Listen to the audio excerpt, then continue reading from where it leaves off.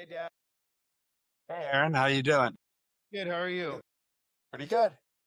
Nice. How was the rest of your guys' trip up to Utah? It was nice. Unfortunately, Lowell had to work the rest of the time we were there, so we didn't really get to get out and do anything. But we did get to go to Das Cafe with you and many, so that was good. That was. Yeah, that was kind of a treat. And then there was so much leftover brisket and ribs and stuff like that. Man, I was just feasting on brisket. Oh my gosh, so good. And then every day Garna had fresh eggs from her chickens. So we're eating, you know how good fresh eggs Yeah, taste, sure. orange yolks and all that. And Oh, then we had a bunch of leftover of Cambria's sourdough bread, which was really good too. fantastic. Yeah, that was nice. So good. Hey, I'm going to switch my microphone really quick. If you don't mind telling me if you can tell Yeah, the difference in the quality of my voice. I sure. forgot to put mine on. I'm hoping it will take off. Otherwise, I might need to restart the meeting, but give me half a sec. I need to make a checklist for myself of all the things I need to do before the meeting starts. All I have to do is clip on my ring light. Yeah, I got that much done, but I really do need to make a checklist. All right, let's get that light back on. Maybe. There it goes. There we go. Yeah, I'm not sure it automatically switched your microphone though. Allow. I had to connect. Your deep microphone has changed to wireless microphone and will now be used. Can you tell the difference? Yep, that's a big difference. A lot more bass. A fuller sound, then I take it. Yeah, still got all the treble and everything, but the bass is better. Does it sound like my voice is nearer, more distant, the same? It sounds nearer, I think, because it cut out the echo. Okay. So Good. there was a slight, very slight. It wasn't really bad or distracting, but there was a slight echo. Nice. All right. And then I'll put a link to the Hollyland Lark M2, I believe is what it's called, is the mic I'm using for anybody who's interested. If you can tell the difference, you're thinking, hey, I could use something like that. This is Yeah. it. I've really enjoyed it. I've noticed the quality of my audio has totally gone up since I've started using it, especially on my iPad. I think the iPad more than anything else, it really cleaned up the iPad. For some reason, the built-in microphones sound really distant and Yeah. lower quality, just kind of AM radio-ish sometimes. Right. Yeah, it helps out a lot with that. So Yeah. anyway, And does my mic sound okay? yeah, yours sounds okay. Yours sounds pretty normal. Like, are you just using the mic on your computer? It's a built-in mic. There's like a thing you slide up at the top of the monitor that's got a camera. Yeah, I think and a it's got, built-in mic there. yeah, I think it's got stereo mics. I would And say it's. Oh, go ahead. one week I had my ring light I clip it on that thing because my monitor is beveled on the back and the clip will just pop off. But this one is flat on the back, so the ring light will stay on there. But then one week I had clipped over the microphone, I think, and you couldn't hardly hear me. Then I moved the ring light, and now I know to put it out towards the edge. I would say from listening to you, and I've been paying attention in the last minute or so. I think your voice sounds very standard with your mic you're using. Like when I do Zoom calls with most people, I would say it's like like standard good quality. You know what I'm saying? There's Yeah. definitely some people that I hear them and it's not a very good quality sound. Maybe not terrible, but it's like you can tell it's a little bit distracting. I wouldn't say yours is distracting. I would say your voice sounds like probably like 80% of the people that I talk to on Zoom calls, it sounds like you sound right now and totally understandable. I think your voice could be a little bit nearer and a little bit more fuller, but it's not bad. Yeah. So not Okay. distracting. Yeah, it's what's built into the HP computer. So Good. Lots of leftover brisket. The brisket was really good too, by the way. yeah, I really enjoyed it a lot. The ribs that I had came out a little bit dry and yeah, me too. So I didn't eat more ribs, but we did have some brisket, and then they had a little Wagyu beef left over too. They had made that just for the oh, family. the They, yeah, the they hanger. made Was it hanger steak or was it? hanger steak and And both. Yeah, they Well, were both. I thought yeah, the Denver steak was Wagyu. well, I don't know. I never heard it called Denver, just Wagyu. But the Hangar steak was really excellent too. But we finished that on the Yeah, first day I was there. yeah, everybody was raving Dude, about it. oh You and my Lowell were both telling me that God. wish I had been there so that I could have tried it too. So the Wagyu is a breed of cattle.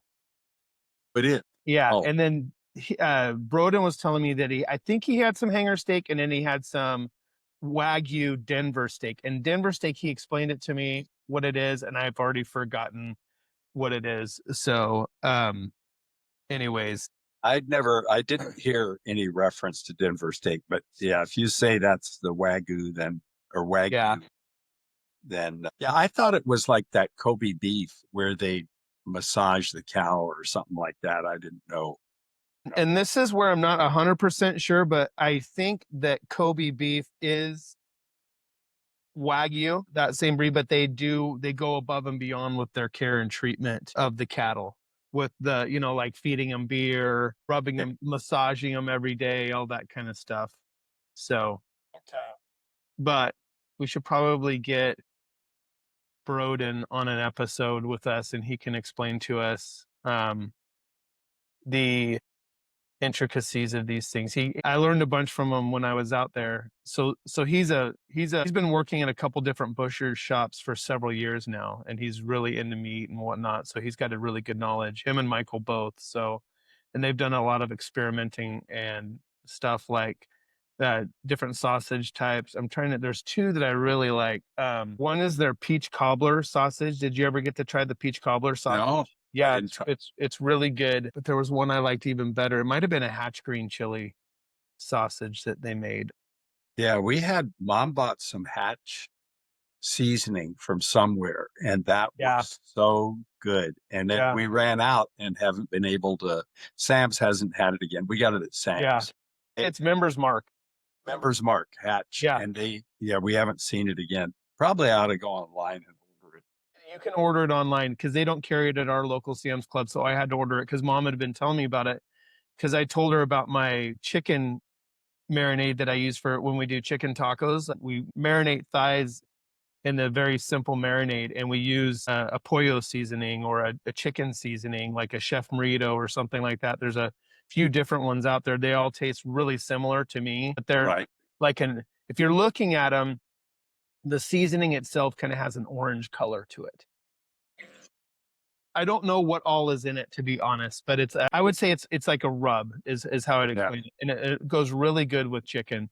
So our marinade is we use about 3 parts orange juice to 1 part oil, and then just mix that up. But before I put the chicken in there, I use that seasoning and season well each side of the thighs. We always use chicken thighs for we eat a ton of chicken thighs, period, but we use Yeah, it. That's our that's my, preferred for tacos, especially. It's just so much more flavorful. well, chicken thighs are the best piece of the chicken, Absolutely. as far Yeah. as I'm concerned. Yeah. We went to Red wanted to go to Gus's Fried Chicken. It's a place from Memphis, Tennessee, and they're starting to branch out. And I'm really impressed with them so far because we'd been to the original in Memphis on a cross country trip that we took with the family a few years ago, and we loved the original Gus's. That was fantastic. And then they brought one out here to Mesa, Arizona, and we thought it was every bit as good as we remembered it. And then they opened a second one in Ahwatukee, the southern part of Phoenix. And again, it tastes every bit. The fried chicken is excellent. It's a really tender, it's juicy. The outer skin is crispy, and they have a kind of a spicy seasoning and Mm, dredge that they use for it. And so it's got some good kick. Anyways, we love it. got Go it. there, and we're asking how many thighs can we get whenever we go to Gus's. We're like, yeah, we want all dark, and like, how many thighs? And this last time the girl was like, I'll give you as many thighs as you want. So then I turned to everybody, does anybody want a drumstick? And there was like 3 of us that wanted a drumstick.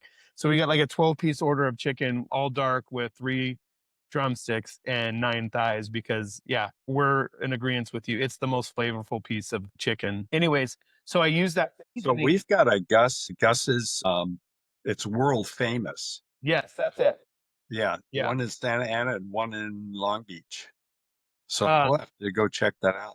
I know you love fried chicken, Dad. I think you'll really like it. They Yeah. do a really good job on it. Every Gus's I've been to 3 now, and I would say everyone is of the same quality. I'm really impressed with the way they've been able to carry over and produce a really good fried chicken. I think their sides are really simple. It's just a like a KFC type coleslaw, with Mhm. the mayo. I don't know, but that sweeter, a little bit of creaminess to the sauce in it. They do have fried pickles, fried green tomatoes, fried okra, which we all love too. That's one of our favorites is getting fried okra. We get that almost every time. But anyways, going back to that recipe, I was giving that to mom and telling her about the marinade and how we got it from our favorite taqueria out here. They just have a really good chicken taco, midnight taco. They have chicken, carne asada, and al pastor, but chicken's my favorite there. It's just so flavorful. It's really simple, really fresh. It's got some fresh chopped cabbage on it, some pico. Their salsas are fresh. I just like it. And their meat is, well cooked. We never get it and think, "Oh, this is real dried out. This has been sitting on the grill all day or whatever." It just is always tastes really fresh. But I got the marinade from them. And then mom was telling me that she had gotten that one with the hatch green chili. It's a chicken seasoning too, a pollo seasoning, but it had hatch green chilies in it. So I was looking at our Sam's, couldn't find it, ordered some off of the app, had it sent, and I used that in our last batch. And I think it's excellent. I think it takes it to another level. The hatch green chili in it, because the pollo seasoning is very basic. Whether you're using a Chef Merito or Yeah. We found that there's one. a bunch of other ones, and they're good. They're all good. Yeah. Like we got, who got us hooked on that was Dave, Kristen's dad, because he uses it on his chicken wings when he grills chicken wings on the grill, and we always liked it. It's just it's just a good flavoring or seasoning for chicken. It's awesome. So, Yeah. anyways, when mom said that and it had catch green chilies, I'm like, oh, I want to try that, and we were so. So good. There's It's a couple of new ones too, Aaron. Oh yeah, what are the new ones, mom? There's a chili lime and what was the one? Applewood. No, it's another chili. There's a 6 chili blend. Oh, yeah. And Chili. Of the Members Mark seasoning? yeah, I'll have to play around with them. And we got an Applewood. Yeah. Yeah. And I guess that bacon recipe that we've been making is Broden's recipe. Yes. that Yeah. he gave Yeah. to Michael. Yeah. Yeah. And It's that excellent. I love that. it's so good. It is so good. Yeah. Perfect. A good blend of sweetness and Yeah. a little bit of smokiness. I've never cared for maple bacon before, Yeah. but that is really, I love that one. That's good. Yeah. Maple bacon has never been my thing. And really, I mean, when I go for breakfast and you get pancakes with maple syrup, I don't want to get it on my bacon or my sausage. It doesn't taste right. Yeah. But some people, they like to dunk their sausage in there before taking a bite or whatever, but that's not me. But then Yeah. this bacon that we got from Michael from Broden, oh my gosh, we love that one. And it's, maybe the difference is that you use real maple syrup. And I think restaurants just use the imitation maple Yeah. syrup. That might be it. Really corn syrup with maple flavoring in it or With maple extract. Yeah. maple extract. And it's just not as good as the real. But, when we get it, we either buy it from Costco or Sam's Club, which is real maple syrup. Yeah. And so, yeah, we love that. But I haven't tried it on my bacon, though. I still am a purist as far as that goes. Other than that one homemade, home smoked one, oh my gosh, that one is so good. Yeah. It is delicious. I don't ever remember really having a problem with maple bacon, but there are brands that sell maple breakfast sausage, and that's never been my favorite. I don't think it's bad, but one time a friend of mine made some biscuits and gravy, made some sausage gravy with it, and I was just, Heck there. Hold on. What, yeah. Jody? She was hollering upstairs what the spice was that she found, but Oh. I couldn't hear her. Anyways, I was saying that a friend of mine made some sausage gravy, breakfast gravy for biscuits and gravy with some maple sausage one time. That I remember distinctly didn't work for me. Although since then I've had some gravies, some country gravies, some homestyle gravy like that have had a little twang of sweetness that I've really liked. Case in point, the dill gravy at Das Cafe, that has a little bit of sweetness to it. That is Man, that is a surprisingly good gravy. I was interested to try it. When I first heard it had dill in it, I was like, Yeah, oh, that same sounds here. disgusting. Yeah. I couldn't fathom like how that would work. You know what I'm Yeah. saying? Just because I'd never tried anything like that before. But you know, Lowell had raved about it. You had raved about it. I'm gonna go try this. There's got to be something to it, right? And Yeah. it really is an excellent gravy. The creaminess, a little bit of sweetness, the twang of the Dill. Yeah. It is such a good combination. A good one. The day after the wedding, they had made brown butter biscuits and whatever this gravy was. It was sausage gravy, but they were putting thyme and stuff like that in there. And I'm like, ooh, I don't know about that. But you know what? Whatever blend of Good. spice they put, it was really good. And those brown butter biscuits, oh my gosh, I could just eat those What without even having gravy. what were the brown butter biscuits like? Do you know how they made them? Well, so what they did was they took a big glass cake pan, rectangle, and they, 9 by 13 sheet or yeah, Pyrex or I, whatever. I, right. And so then it wasn't cheap. It was, yeah, high rise, but it had, then they put like, I'm not sure, maybe even a whole stick of butter in there, a lot of butter, and they browned it in the oven. And then they had the biscuit mix that they made up from scratch, and they would put dollops of the biscuit mix into that brown butter and then It bake was it. a pretty standard biscuit mix, like a buttermilk biscuit kind of a. Yeah, I don't think there's anything special about the biscuit mix, but it was the brown butter. You know how good brown butter tastes. So With it the right was, things. and it really soaked it up. I mean, the bottom of those biscuits soaked up so much brown butter. It was really good. And I was eating those even without, they'd made like three of those cake pans, the large 9 by 13. And so we had those left over and we had the gravy left over too. And I was just eating the biscuits. They were so good. And not even putting butter on them. I mean, they were good. Sounds like it was like the monkey bread of biscuits. Oh my gosh. They were so good. And they kind of had a little crunchy crust to them also, but that brown butter, oh my gosh, it made it great.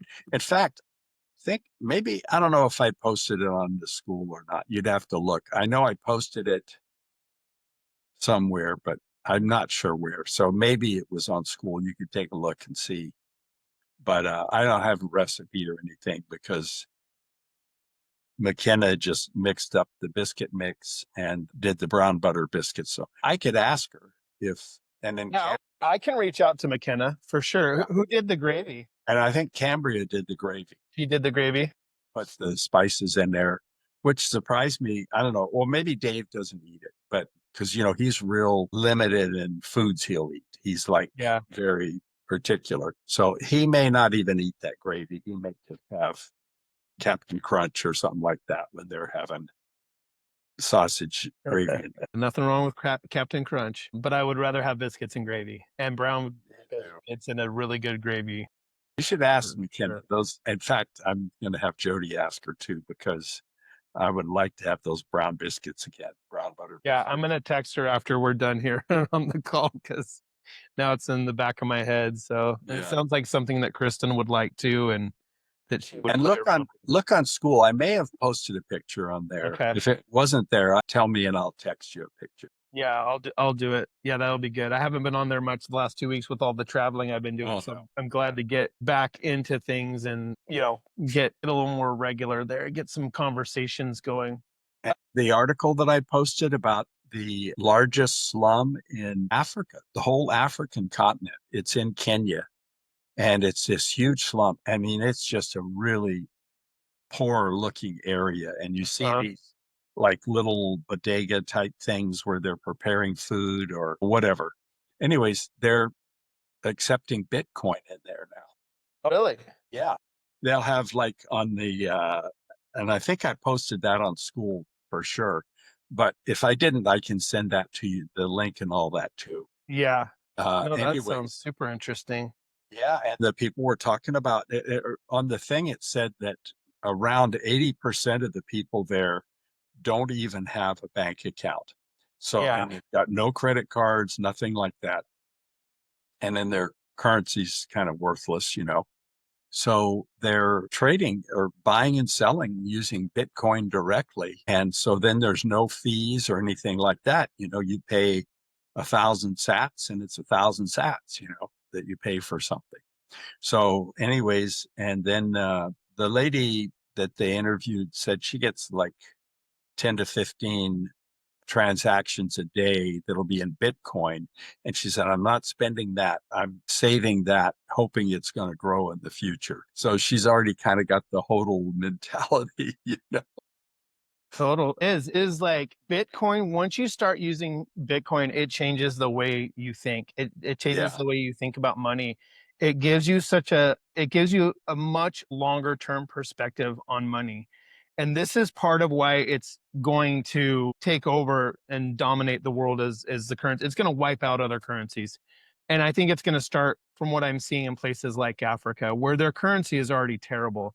I mean, Yeah. why would they want to open a bank account? And they're essentially putting their money in the custody of proven thieves. You know what I'm saying? And not only that, but its purchasing power is being killed by inflation. And that's something else I was thinking about this week that is so important that a lot of people don't look at. People can be easily satisfied by the growth in the dollar value of their money, but they're not concentrating on what is the purchasing power of your money. Is it growing or is it shrinking? It's shrinking all along. Everywhere. If you're using fiat currencies, your purchasing power is shrinking. If you are investing in bonds, your purchasing power is shrinking. Even if you invest in gold, gold has not totally kept up with inflation, so your purchasing power is decreasing, right? So you're losing the power of your money to purchase. Whereas with Bitcoin, as you go over time with Bitcoin, you're seeing that the same amount of Bitcoin buys more and more of the Right. goods that you're buying, or that you can buy more of those goods with less Bitcoin is another way to look at that too. And so I think these people are seeing this and feeling this, and they're saying, well, I can spend this today, but like I think about this too. Anytime I'm tempted to take some Bitcoin out for a purchase or something like that, I I'm like thinking, you know what? If I take this $100 out today, this could be worth $1,000 in 5 to 10 years. And so I'm always thinking in that terms, like, how bad do I want this today? So it really changes you. It makes you think. There's this thing in economics called time preference, and long time preference means that you spend your you spend freely. You're really not thinking about the long term. But when you have short time preference, you're thinking, hey, I don't want to waste this now. I want to keep it for later, right? Right. And that's what's happening with these people in Africa and all over the world too. They're doing business, they're working, they're earning, they're accepting Bitcoin, but they're trying to live a very frugal life because they know that Bitcoin is going to continue to grow in its purchasing power, right? Right. They may always have, say they get 100,000 sats or something like that. And every time they look at their account, it is always 100,000 sats. So the value of it's not, the numerical value is not growing, but the number is staying the same. Purchasing power. Yeah. Purchasing power is going up, and they know this, they see this, and it is incentivizing good behavior. It's rewarding people for making good decisions with their money, for using, for saving. And I talk about this in the several videos on the First Step Bitcoin YouTube channel, but there's 3 skills that I think you need to master for money, especially the majority of the people I work with are entrepreneurs, and it's important for everybody, but um, you need to learn how to earn money and increase your earning power. You need to learn how to manage your money. Which means learning how to save it, learning how to live within a budget, learning how to spend less than you earn. And then the third important money skill that everybody needs to learn is how to make your money grow and work for you. How it can increase your purchasing power, your net worth, your value, your monetary value without you having to work. And there is just nothing like Bitcoin for doing that. There's nothing that is so hands off other than you saving it in a secure place, putting on a Bitcoin only wallet, backing up that wallet, keeping it secure. And it's so simple to do because I guarantee you these people that are doing this, they're in those booths or stalls or wherever. What did you say it was in Kenya, Dad? They said it was the largest slum on the African continent.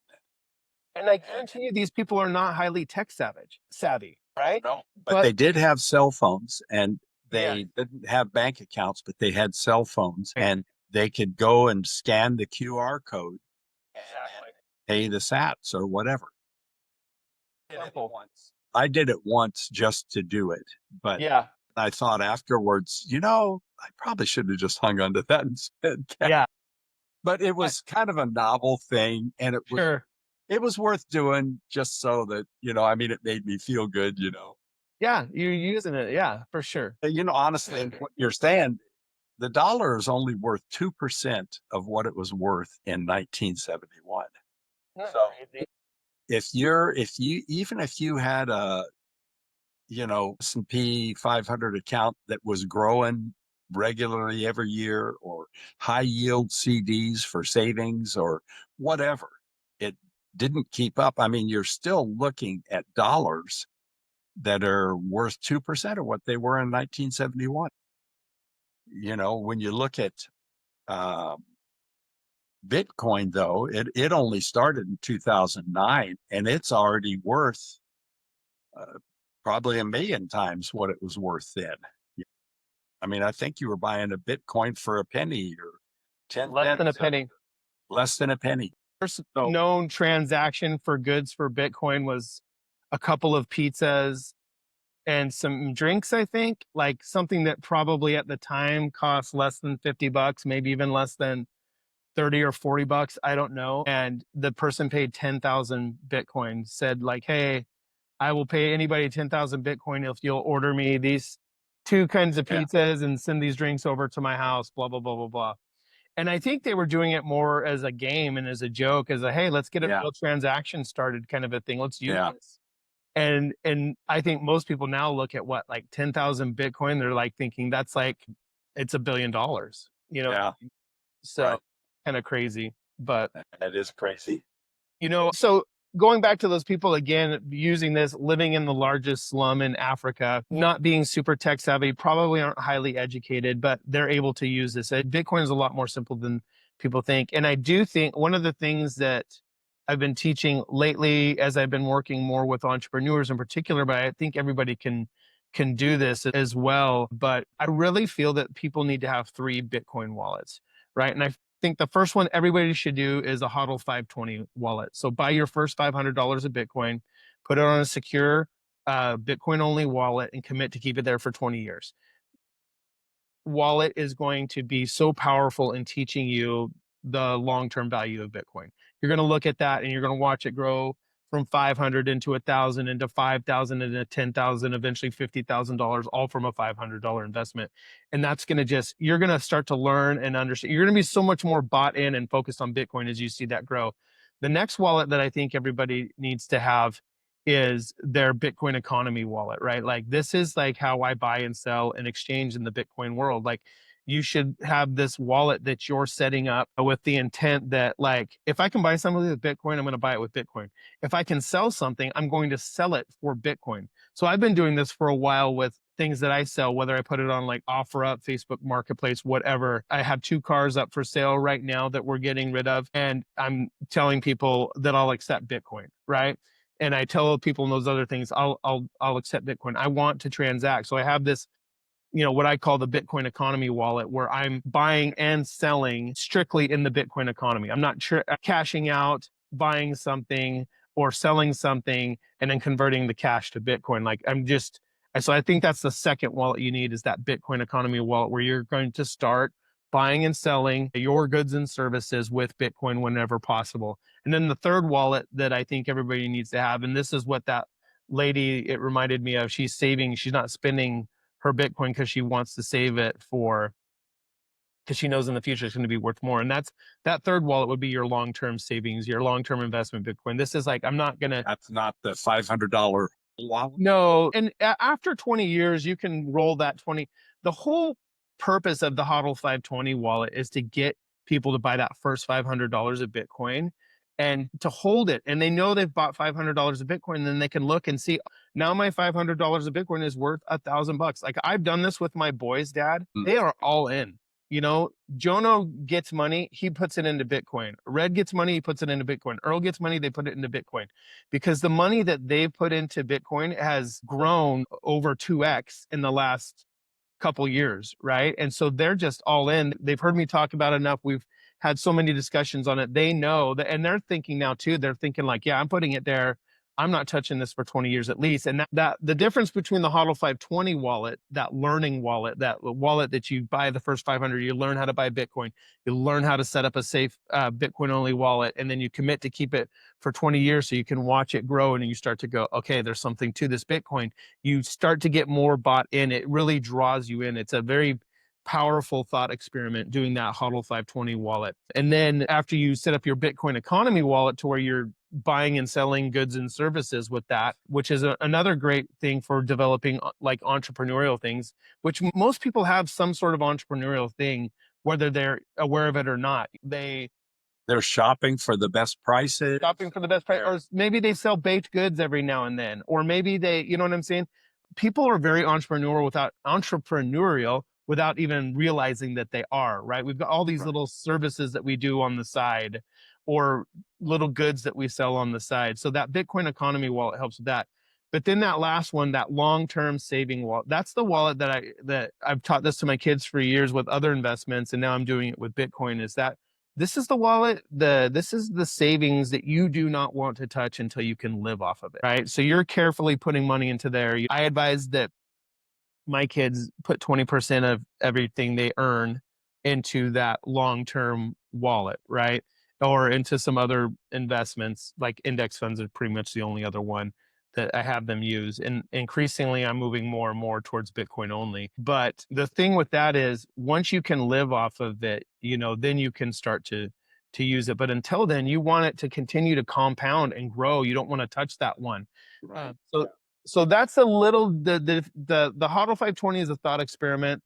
Your long-term Bitcoin wallet is like, that is your financial freedom, your tool. That's your retirement tool, whatever, however you want to talk about that or phrase that. But you want to have Monetary those, growth. right? At some point in time, like once you hit 20 years, roll that HODL 520 wallet into there, or keep it and just say, look, I put $500 into this 20 years ago.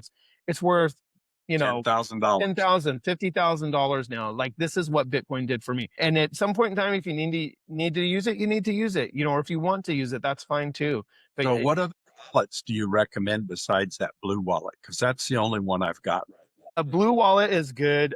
Green wallet is good. Green wallet works good with the Blockstream products. It works good with Cold Card. The thing I like about the blue wallet, and I think the green wallet's going to add these things. If I haven't looked at it in the last 6 months, so it may have some updated features. The blue wallet has some features that it supports. It's very easy to use for a beginner, but it has advanced features that once you learn more about Bitcoin, once you get to like out of the beginner phase and into the intermediate phase, it has some advanced features like multi-sig, where you can have 3 different recovery keys essentially for your wallet. So if you lost one of them, you'd still be able to use the other 2 to use the wallet, right?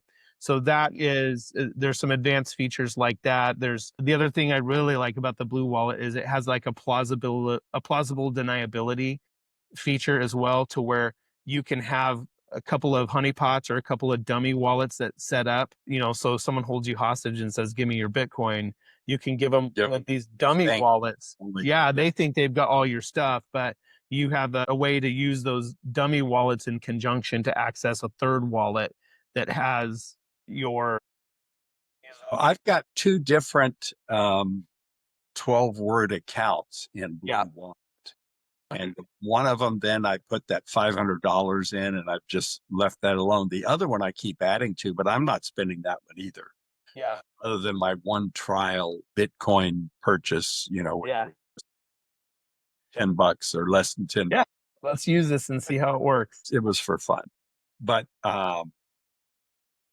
so is that 2 wallets, or I should also add a green wallet or sure. You can add you could use a third blue wallet if you want to. I don't think it matters. I would say with you, and we should probably talk about this in an upcoming episode and maybe go into depth with it, or even do a walkthrough with you. But I think your next step is, I sent you that that bill fuddle, that metal wallet, right? Yeah, and I went and put all those little Oh, tiles. you did. You already set that I part did. up. Yeah, Okay, yeah. perfect. So that would be the next step. The step after that, I would say, would be to look at setting up like a hardware wallet, or maybe like a plausible deniability wallet where you could say, do you have a HODL 520 wallet yet, Dad? Yeah, that's one of my wallets in Blue Wallet. And you put $500 in there and you're just holding it for Yeah, and it's years. worth a lot more than $500. Yeah. When you got me started buying it last February, it was down around 50, $55. So it's almost doubled for you. Yeah, or $55,000. And Yeah. so, yeah, it's nearly doubled that $500 in just a little over a year, because I started February of 2024, and then now it's worth, I think, over $1,000. So I'd have to go look, but right off the top of my head. So yeah, that one has already doubled, the $500 wallet. And then the other one, I've been going in there and doing limit orders and buying dips and things like that. And I've just accumulated, a few thousand worth of Bitcoin, and that's the other. So it's kind of like a trading wallet for you. Well, it's just an add to savings account Yeah. too. And that's the one I did my purchase with, Yeah. and strangely enough, it was one of those push carts at the park where they sell ice cream bars, the Mexican. It was taking Bitcoin.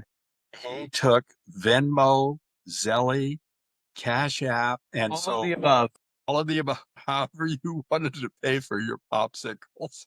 That's awesome. Vendor. Dude, He was a you know what the popsicle crazy vendor. thing is, Dad, is these And he hardly spoke English. Yeah, exactly. Yeah, These people, yeah. this popsicle pusher, these people in the biggest slum in Africa, they Right. are steps ahead of the everyday business owner who's not, they don't accept Venmo, they don't accept Cash App, they don't Yeah. accept Bitcoin. They do credit cards still. And they're not seeing the power of these new technologies, and most importantly, the power of Bitcoin. And so that's where that Bitcoin economy wallet is so important, where it teaches those lessons Right. that, you're learning lessons from your HODL 520 wallet.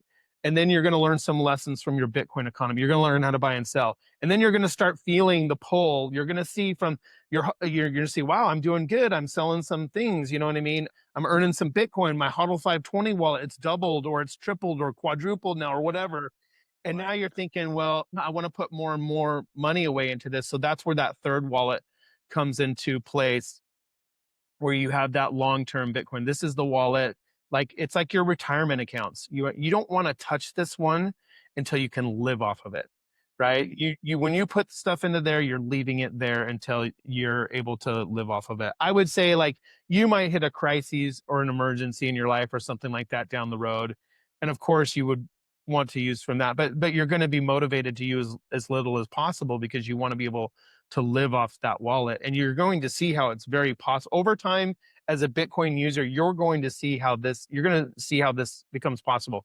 And this isn't new. I mean, people have done this for years. You invested all your working life, and I'm sure you were looking at your investments as you went along, whether it was stuff you were putting into an IRA or a 401k, or the value of your pension, or the value of your stock options that you got when you were, working in the defense industry or whatnot. And I'm sure that was motivating to you to see that, like, here's What my was net worth.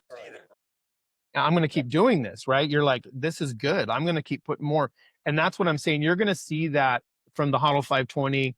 You're going to see your ability to transact and earn and buy with your Bitcoin economy wallet. And then you're going to want to put more and more into that last wallet, that long-term Bitcoin wallet that you're only going to take Bitcoin out of when you're able to live off of it. And it's Right. just, there's powerful lessons you learn from each of these wallets. And I would even say, Dad, you could even have a fourth wallet. You can have as many as you want, obviously.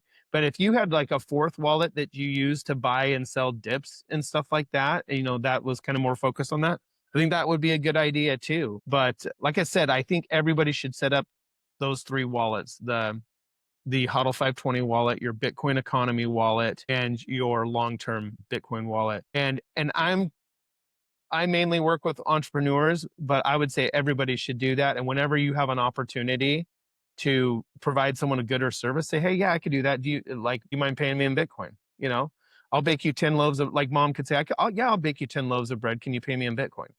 You know what I mean? And I don't know. I think over time you're going to see, and this is what I actually did some transactions with people overseas.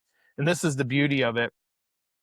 The first transaction, I think I talked about this in a previous episode, but I was working with my friend Fex in Austria, and he does Yeah, you studies, told me that. right? Right. And Yeah. so he was like, he knows I'm a Bitcoin guy, and so we agreed to. He brought it up before I could even offer it to him. He's like, "Well, hey, what if you pay me in Bitcoin?" I'm all, "Yeah, that's great." And so I paid him in Bitcoin, but he is using, like, what's it called, Revolution, which is kind of another Coinbase. I don't know as much about them as I do about Coinbase, but essentially it's an exchange that is kind of like a bank. They have to play by a lot more of the rules of the banking industry or whatnot, which in many cases are just the rules are inhibitive, and those rules favor big banks. And they make it harder for everybody else. It's a barrier to entry. It's not a safety thing. It's not a keep money out of the hands of money launderers kind of thing. It is definitely big banks using the power of governments to entrench, make laws that give them advantages over other places and make it harder to compete. So anyways, I didn't realize this when I sent that I was sending to a wallet. I thought he was using a Bitcoin wallet. I should have asked him. So I sent him this money to his Bitcoin address from one of my wallets. And he's all, hey, the bank's asking me who you are and where you're coming from, blah, blah. And I'm like, what? Wasn't a direct. Wasn't a Bitcoin only wallet, Exactly. right? I'm like, oh, are you? He's like, no, I'm using Revolution, blah, blah, blah. And I looked into it. And so they wanted my name. So they're like, again, I'm just like, hey, we got to get you. I was telling him, and I still have to get him some information, but he needs, he needs to participate, and he needs that Bitcoin economy wallet. Directly. Yeah. Yeah. So where it's just between him and me. And then we ended up doing that and setting that up. And the beauty of that is I can transact, like, I could have, my girls could be over in Africa visiting that thing, and they want to buy some chicken skewers, and I could send. Never go to that Yeah, neighborhood. You take a look at the pictures. probably not. But let's say they're on the very edge of it, right? And then Yeah. and that there's let's say someone's up for a Michelin star for their food stand or whatnot. Right. I can send Bitcoin to that lady Yeah. and pay for their things without any middle. Direct. You know Right. what I'm saying? We can transact with people all over the world for goods and services. And the beautiful thing about this is the people who benefit the most, and I talk about this all the time with Bitcoin, are the poorest people in the world, Right. people on fixed incomes, people who have limited or no access to banking. It allows them abilities that we take for granted, especially here in the West, right? All the things that we do with paying our bills, buying things, whatever, that are so facilitated. Not only that, but then having a safe place to put your money where the purchasing power of your money is not going to be eroded. Even though we do that tons here in the West too, we put it into bank accounts or savings accounts and just sit on it and let the purchasing power die. The number goes up, right? The numerical value goes up so small, but the purchasing power goes down.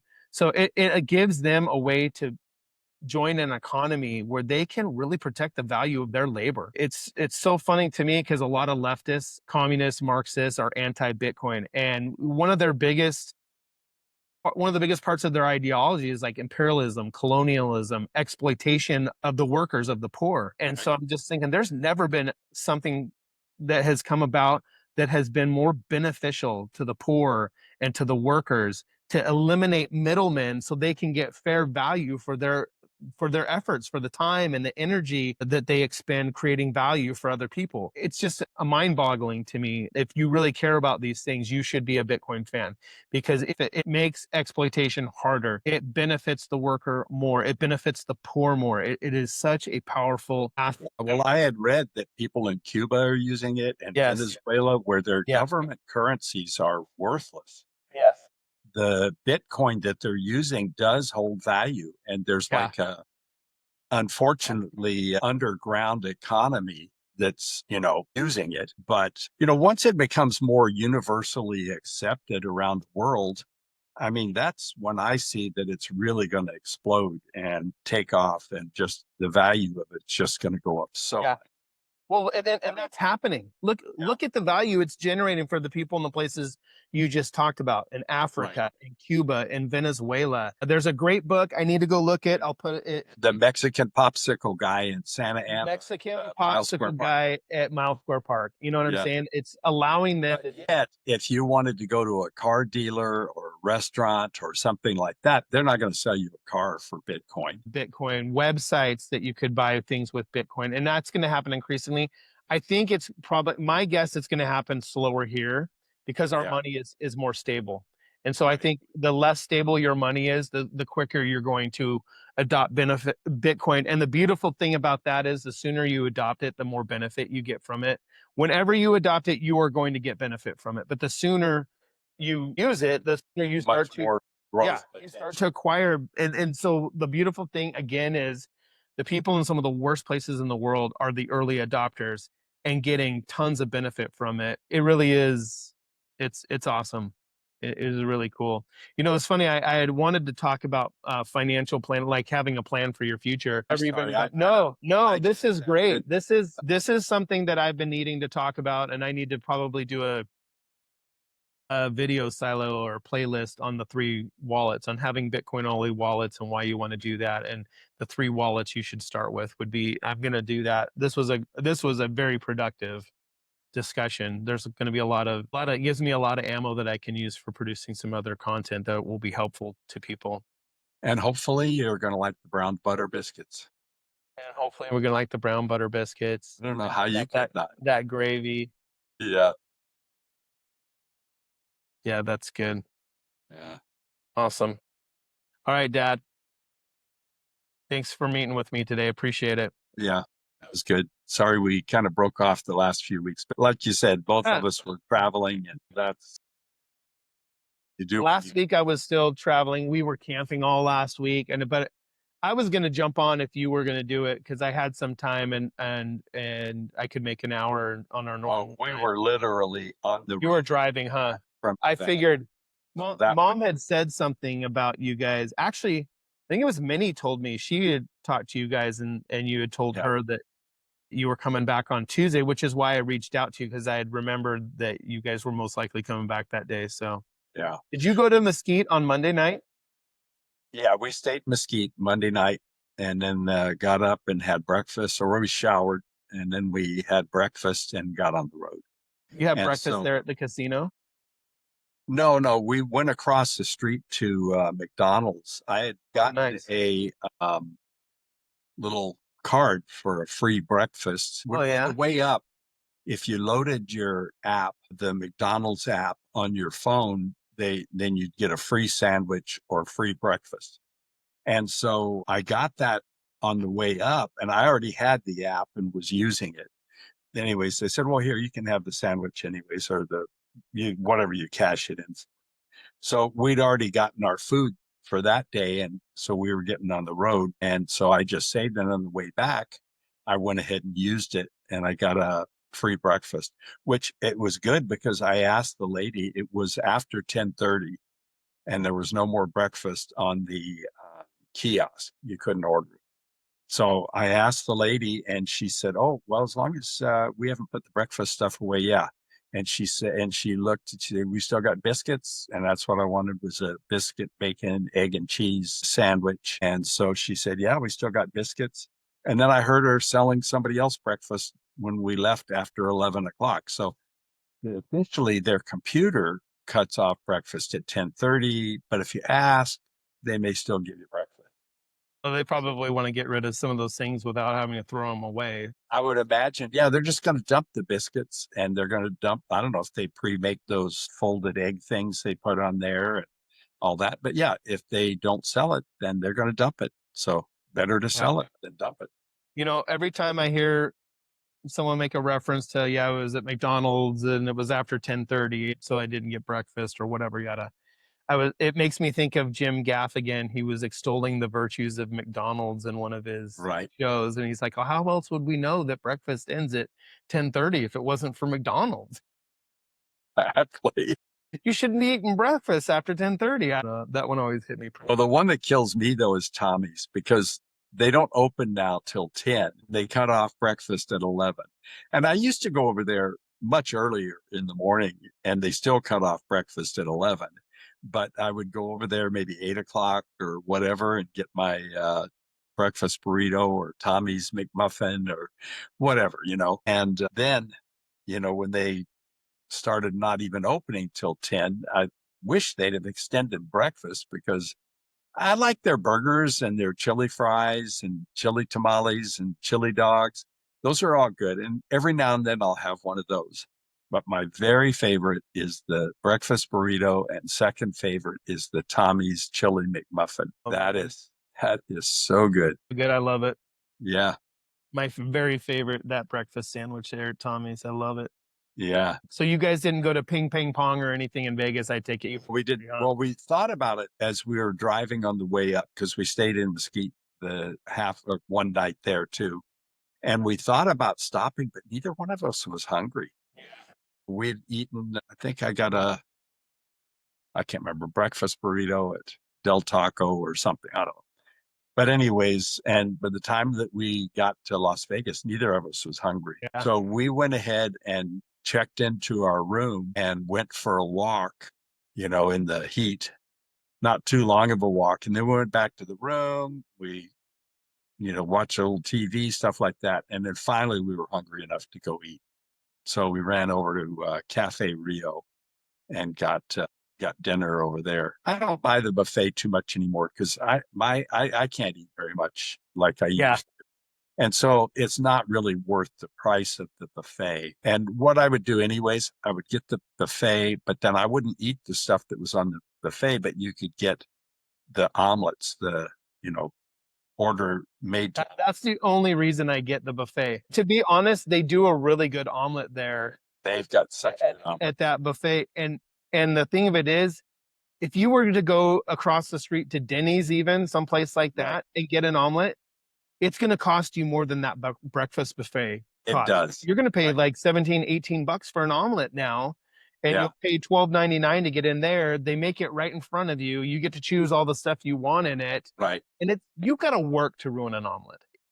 Well, but you got to make it really good, though. I mean, they've got the secret down to make it really good. An omelet can just be an omelet, Right. But theirs that I've had there are really good omelets. Yeah. Part of it is you're choosing exactly what ingredients you want. Yeah. And if you say, a little more cheese or a little more, whatever, they'll do that, Yeah. and they'll custom make your omelet to whatever you want. I don't go very often, but if I ever go to a buffet, it's a breakfast buffet, and it's a place that has like an omelet station. And my boys will get all kinds of stuff and load up their plates, and they'll be fat and happy. And I've got an omelet, like maybe with a small glass of OJ or cranberry juice, and some bacon on the side. And man, I'm great. Yeah. So. And they've got good prime rib there too. If you go for dinner, Do they? Yeah, I'll just have. Man, I haven't had prime rib in a long time. Yeah. Well, theirs was good last time I had it. Nice. Yep. All right, Dad. Okay, Aaron. Well, thanks, and I'm looking forward to what my other wallet needs to be.